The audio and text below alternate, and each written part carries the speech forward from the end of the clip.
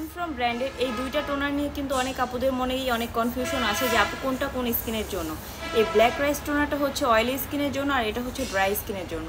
যাদের স্কিন অনেক বেশি ডিহাইড্রেশন, স্কিনটা অনেক বেশি ড্রাই, একদম রুক্ষ সূক্ষ্ম হয়ে থাকে, তাদের জন্য কিন্তু এই টোনারটা বেস্ট একটা সলিউশন।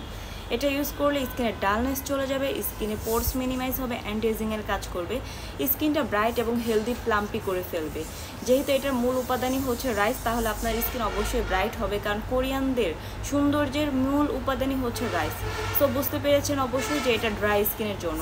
আর এই যে এটা দেখতে পাচ্ছেন ব্ল্যাক রাইস টোনার, এটা হচ্ছে অয়েলি স্কিনের জন্য স্পেশালি মেক করা হয়েছে।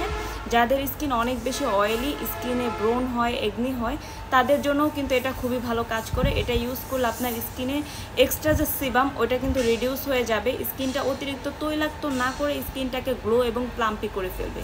এটা অবশ্যই ইউজের আগে সুন্দরভাবে এরকমভাবে শেক করে নেবেন, দুইটাই সুন্দরভাবে এরকম করে নেবেন, নাহলে উপরে একটা পানি লেয়ার থাকে আর নিচে হচ্ছে ইনগ্রেডিয়েন্ট লেয়ার।